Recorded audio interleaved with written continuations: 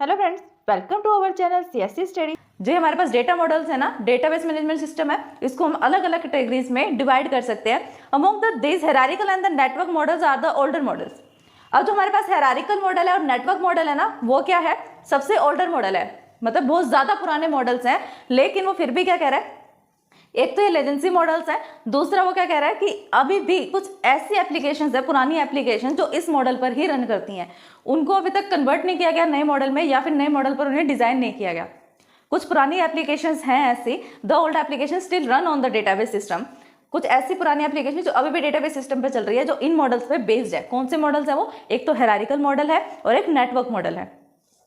Next हम देखते हैं क्लासिफिकेशन ऑफ द डीबीएमएस किसके ऊपर बेस करता है। एक तो ये 4 टाइप्स से बेस करता है। फर्स्ट तो है इसका based on the users, number of users कितने हैं उस पे बेस करेगा इसका क्लासिफिकेशन।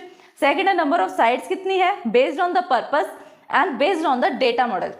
ये डिफरेंट टाइप के हमारे पास क्लासिफिकेशन के टाइप्स हैं कि किस किस पर बेस करेगा। फर्स्ट तो है एक तो नंबर ऑफ यूजर्स पे करेगा, नंबर ऑफ साइट्स पे करेगा, बेस्ड ऑन द पर्पस है and based on the data models हैं। फर्स्ट हम क्या कर रहे हैं, based on the data model, कि हम कैसे क्लासिफाई कर रहे हैं डीबीएमएस को जब वो डेटा मॉडल के ऊपर बेस्ड करता है। Depending on the data model they use the classify as the hierarchical, network, relational, object oriented, object relational. Among this hierarchical and network model data models are the old model now known as the legacy models. Some are the old application that still run on the database system based on this model. Most of the popular and concurrent commercial DBMS are the based on relational model. ऊपर वाली बात तो बिल्कुल same लिखी है जो definition में हमने रीड करी थी कि हायरार्किकल और नेटवर्क मॉडल क्या है, सबसे ओल्ड मॉडल है, इसको हम लेजेंसी मॉडल भी कहते हैं। और कुछ पुरानी एप्लीकेशन अब भी ऐसी हैं जो हायरार्किकल और नेटवर्क मॉडल पर रन करती हैं। बस इसके अंदर एक लाइन है जो नई है, वो क्या है? Most popular and the concurrent commercial database are based on the relational model. कि अब जो सबसे पॉपुलर है और कॉन्क्यूरेंट डेटाबेस मॉडल है ना, जो यूज हो रहा है कॉमर्शियल साइट्स पर, वो कौन सा यूज हो रहा है? रिलेशनल डेटाबेस मॉडल यूज हो रहा है। बेस्ड है वो बेस्ड ऑन द पर्पस। अब पर्पस पे बेस्ड है कि हमारा पर्पस क्या होगा, जो भी पर्पस होगा उसके अकॉर्डिंग उसको क्लासिफाई कर देगा डीबीएमएस को। Depending on the purpose the DBMS its can be classified at the general purpose और the specific purpose. DBMS is a general purpose software system. It can, however, be the design for the specific purpose, such as the airlines or the railway stations, such as the system that can't be used for the other application without the major changing. These database systems are fall under the categories of online transaction processing. इसका मतलब क्या है कि depend on the purpose. जब हम purpose पे depend करते हैं ना कि हम पर्पस के अकॉर्डिंग क्लासिफाई करेंगे डीबीएमएस को, तो क्या होता है? The DBMS it can be classify as the general purpose and specific purpose. तो पर्पस के अकॉर्डिंग हम उसको सिर्फ 2 पार्ट्स में ही डिवाइड कर सकते हैं। फर्स्ट पार्ट तो है कि वो जनरल पर्पस के लिए यूज हो रहा है, और सेकंड पार्ट है कि वो स्पेसिफिक पर्पस के लिए। जनरल मतलब किसी भी काम के लिए हम उसको यूज कर रहे हैं, कोई उसका मेन मोटिव नहीं है कि हम इसी के लिए यूज करेंगे। लेकिन स्पेशल पर्पस में क्या आ जाता है, हमें पता है कि हम उस पर्टिकुलर डेटाबेस सिस्टम को किस पर्पस पे यूज कर रहे हैं, किस सिस्टम के लिए यूज करना चाहते हैं, एक स्पेसिफिक थिंग है उसके लिए हम यूज कर रहे हैं डेटाबेस को। तो ये होता है हमारे पास पर्पस के बेस पे क्लासिफाई करना। DBMS is generally purpose based software system. मतलब वो क्या कह रहा है कि जो डीबीएमएस सॉफ्टवेयर होता है ना, वो मोस्टली जो हम यूज करते हैं वो जनरल पर्पस ही होता है, कोई स्पेसिफिक पर्पस के लिए हम उसको यूज नहीं करते। क्योंकि डेटाबेस मैनेजमेंट सिस्टम का तो काम ही एक होता है, क्या करना? डेटा को मैनेज करना। जो हमारे पास डेटाबेस सिस्टम है उस पर कंट्रोल करना और डेटा को मैनेज करना।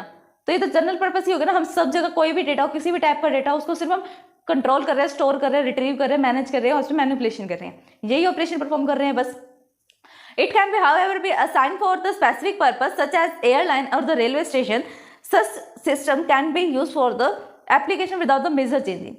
और वो क्या कह रहा है? It can B design for the specific purpose. इसको हम स्पेसिफिक पर्पस के लिए भी डिजाइन कर सकते हैं। ये कोई नहीं है कि हम इसको डिजाइन नहीं करते या नहीं कर सकते स्पेसिफिक पर्पस के लिए। इसको हम डिजाइन कर सकते हैं स्पेसिफिक पर्पस के लिए, जैसे कि एयरलाइंस हो गया या रेलवे का डेटाबेस हो गया। उसके अंदर एयरलाइंस में क्या होगा? सिर्फ एयरलाइन से रिलेटेड डेटाबेस स्टोर होगा।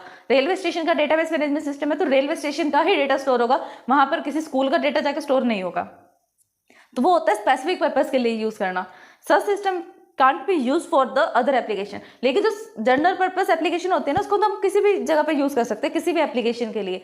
लेकिन जब हमारे पास बात आती है ना स्पेसिफिक पर्पस की, तो उसे हम स्पेशल पर्पस के लिए यूज करेंगे। उसके अलावा हम किसी दूसरी एप्लीकेशन को रन करने के लिए उसका यूज नहीं कर सकते जब तक उसके अंदर हम चेंज नहीं करेंगे। Under the 4 categories of the online transaction processing, जब हम स्पेशल डेटाबेस सिस्टम की बात करते हैं, डीबीएमएस की बात करते हैं स्पेशल टाइप के, तो उसके लिए हम कौन सी कैटेगरी यूज करते हैं? ऑनलाइन ट्रांजेक्शन प्रोसेसिंग, ओटीपी का यूज करते हैं। नेक्स्ट हमारे पास based on the sites of user, number of user मतलब कि कितने नंबर ऑफ यूजर उसको यूज कर रहे हैं, उसके अकॉर्डिंग भी हम क्लासीफाई कर सकते हैं अपने DBMS को। Depending upon the number of the user the DBMS port can be divided into the 2 categories, namely the single user and the multiple user system. अब ये क्या कह रहा है कि जब हम ये करते हैं ना कि हमारा जो क्लासिफिकेशन है DBMS का वो डिपेंड करता है नंबर ऑफ यूजर पे, कि उसको कितने नंबर ऑफ यूजर यूज कर रहे हैं, तब उसको हम 2 टाइप्स में डिवाइड कर सकते हैं, 2 कैटेगरीज में डिवाइड कर सकते हैं। फर्दर कौन सी है वो, एक तो सिंगल यूजर होगा या मल्टीपल यूजर होगा, इसका तो और कोई टाइप हो ही नहीं सकता, या तो एक इंसान है या ग्रुप ऑफ पर्सन है। तो फर्स्टली हम देखते हैं सिंगल यूजर। सिंगल यूजर में क्या है, in the database system one computer and is only user at the time. ये क्या कह रहा है कि हमारे पास डेटाबेस भी एक होता है और उसको यूज करने वाला पर्सन जो यूजर है वो भी वन ही होता है, एक एट द टाइम, एक सिंगल टाइम पे। The user may design, maintain, write the program for accessing and manipulating the database according to the requirement as well as you perform all the user role।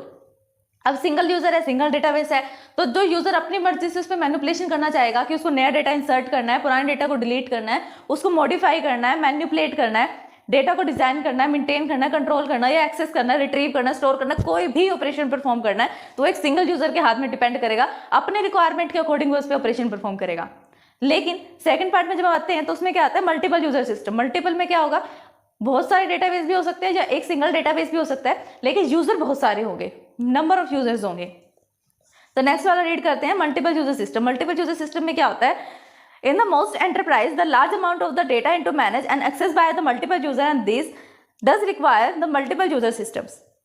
In the multiple user system access the database, multiple user access the database in the both integrated and share। जब वो कहता है कि हम बात कर रहे हैं मल्टीपल यूजर सिस्टम की, तब क्या होता है, in the most enterprise the large amount of data. Multiple user हम तब यूज करते हैं जब हमारे पास ना लार्ज नंबर ऑफ डेटा होता है, डेटा का अमाउंट क्या होता है बहुत ज्यादा होता है, उसको मैनेज करना और कंट्रोल करने के लिए, एक्सेस करने के लिए हम किसका यूज करते हैं, मल्टीपल यूजर सिस्टम का यूज करते हैं। It access the multiple database, मतलब मल्टीपल यूजर है जो सेम डेटाबेस को एक्सेस कर सकते हैं या डिफरेंट डेटाबेस को भी एक्सेस कर सकता है। It can be the both integrated और द शेयर। अब हमारे पास जो मल्टीपल यूजर डेटाबेस होता है ना, वो इंटीग्रेटेड भी होता है और शेयर भी होता है। इंटीग्रेटेड कैसे होगा, डिफरेंट यूजर्स है, उन सबका डेटाबेस है और एक ही डेटाबेस में, एक ही सिस्टम में वो सब स्टोर है, तो वो इंटीग्रेटेड हो गया। दूसरा, अगर हम शेयर की बात करें तो शेयर कैसे है, एक ही जगह पे डेटा स्टोर है, उस डेटाबेस को सब जितने भी यूजर्स है वो सारे एक्सेस कर सकते हैं। अगर नंबर 1 का डेटा है तो नंबर 3 भी उस डेटा को एक्सेस कर सकता है, तो डेटा कैसा हो गया, शेयर भी हो गया और इंटीग्रेटेड भी हो गया। नेक्स्ट और फोर्थ टाइप कौन सा है हमारे पास, based on the sites. Site के बेस पे कितना हमारे पास क्लासिफिकेशन होता है, depending upon the number of the sites over which is database is distributed, which is divided into the types and namely centralised और डिस्ट्रीब्यूटेड डेटाबेस सिस्टम। अगर हम साइट्स की बात करें तो साइट के बेस पे हम कैसे क्लासीफाई करते हैं, इसको हम 2 टाइप से क्लासीफाई करते हैं, विच इज सेंट्रलाइज्ड और द डिस्ट्रीब्यूटेड। सेंट्रलाइज्ड हमने जैसे प्रीवियस वीडियो में रीड किया था, सेंट्रलाइज्ड का मतलब क्या होता है, डिफरेंट सिस्टम्स है, उन डिफरेंट सिस्टम्स का जितना भी डेटाबेस है वो एक पर्टिकुलर सिस्टम में स्टोर है, एक ही सिस्टम में सारा डेटाबेस स्टोर है, वो तो होता है सेंट्रलाइज्ड। डिस्ट्रीब्यूटेड का मतलब क्या होता है, एक सिस्टम है, उस एक सिस्टम का डेटा डिफरेंट सिस्टम्स के पास है। मतलब कैसे डिस्ट्रीब्यूटेड क्लासिफिकेशन हम देखते हैं, आगे रीड करेंगे इसको। फर्स्टली हम देखते हैं centralised database system. Centralised database system में क्या होता है, it is run on the single computer system, both the database and the DBMS software reside at the single computer site. The user interact through the centralized system through the dummy terminal connected to it for the information retrieval. मतलब it run on the single computer system। जो हमारे पास centralized computer system होता है वो क्या करता है, एक single computer system पे रन करता है। जैसे मैंने आपको बताया ना अभी कैसे होता है centralized computer system, हमारे पास क्या होता है, डिफरेंट यहाँ पर टाइप्स हैं, अलग अलग कंप्यूटर सिस्टम्स हैं। उन सभी कंप्यूटर सिस्टम का एक बीच में हेड कंप्यूटर सिस्टम है जिसके पास इन सब का डेटा होगा, वो होता है हमारे पास centralised database system. Single user है, यहाँ पर एक सिंगल कंप्यूटर है, मतलब सिंगल कंप्यूटर सिस्टम है जिसके पास बाकी सब यूजर्स का डेटा है, दोनों सेम साइट्स का यूज करेंगे तभी वो अपने डेटा को शेयर कर सकते हैं। जो डेटाबेस और DBMS सॉफ्टवेयर है reside the single computer site, वो सिर्फ एक सिंगल कंप्यूटर साइट पर है जिसके पास सारा डेटा स्टोर होगा। The user interact through the centralised system through the dummy terminal. अब कोई भी यूजर है, जितने भी यूजर्स का डेटा इस मिडल के पास है, सेंटर कंप्यूटर के पास है, अगर उनमें से कोई भी एक्सेस करना चाहता है अपने डेटा को तो एक्सेस कैसे करेगा, यूजिंग द डमी टर्मिनल जो कनेक्ट है इंफॉर्मेशन रिट्रीवल के लिए। अगर उसको इन्फॉर्मेशन चाहिए, अपने डेटाबेस में से वापस इन्फॉर्मेशन रिट्रीव करना चाहता है, तो कैसे करेगा? टर्मिनल का यूज करके करेगा। Database system, distributed database system में क्या होता है? In this the database and distributed over the several computer located at the different sites, the computer communication with each other through the various communication media such as the high speed network as the telephone lines and is classified into the homogeneous and heterogeneous। सबसे पहले तो हम ये देते हैं distribute system क्या होता है। अब जैसे इससे प्रीवियस वाले में हमने रीड किया, अभी हमने रीड किया सेंट्रलाइज में, उसमें क्या होता है? यहाँ पर डिफरेंट यूजर सिस्टम्स है। ये यूजर 1 है, यूजर 2 है, user number 3 and user number 4। यहां पर एक मिड में एक सेंटर है, ये इसका सीपीयू है। ये हमारे पास क्या है? Centralised database system, centralised database system. अब जो ये मेन हेड कंप्यूटर है, इसके पास क्या है? यूजर 1 का भी डेटा है, यूजर 2 का भी डेटा है, और 3 का भी और 4 का भी। इसे हम क्या बोल सकते हैं? एक तो सेंट्रलाइज्ड डेटाबेस सिस्टम तो है ही, लेकिन यहाँ पर डेटाबेस क्या है? इंटीग्रेटेड है, इंटीग्रेटेड। अगर हमें क्या होता है, हमारे पास यहाँ पर भी क्या होंगे? यूजर्स होंगे, number of user, user 1, user number 2, user number 3 and user number 4। यहाँ पर भी एक सेंटर में ही डेटा होगा, लेकिन डेटाबेस क्या है? जहाँ पर 1, 2, 3 एंड 4 सिस्टम का डेटाबेस सिस्टम इसमें स्टोर है, जितना भी डेटाबेस है। अब इसमें क्या है? यूजर नंबर 1 का जो डेटा होगा वो यूजर नंबर 3 भी यूज़ कर सकता है, 4 भी कर सकता है और 2 भी यूज़ कर सकता है। यूजर नंबर 3 का डेटा 2, 4 और 1 तीनों यूज कर सकते हैं। तो ये डेटाबेस कैसा हो गया? डिस्ट्रीब्यूटेड हो गया। डिस्ट्रीब्यूटेड डेटाबेस सिस्टम को कैसे क्लासिफाई करते हैं? होमोजीनियस और हेटेरोजीनियस से वो क्लासिफाई होता है। होमोजीनियस का मतलब क्या होता है? जहां पर सेम साइट का डेटा हो, सेम टाइप का डेटा हो। In the homogeneous distributed database system all the sites are identical. Identical का मतलब क्या होता है? सेम टाइप का डेटा, होमोजीनियस में। And the heterogeneous distribution system the different sites of different database systems. और हेटेरोजीनियस में क्या होता है? डिफरेंट डेटाबेस सिस्टम का डिफरेंट टाइप का डेटा होता है। तो ये था हमारा क्लासिफिकेशन ऑफ द डीबीएमएस। अगर इस वीडियो को समझने में आपको कोई भी परेशानी आती है, देन आप हमें कमेंट कर सकते हैं। Thanks for watching my video. Videos को लाइक, शेयर, सब्सक्राइब करना, कमेंट करना ना भूलें।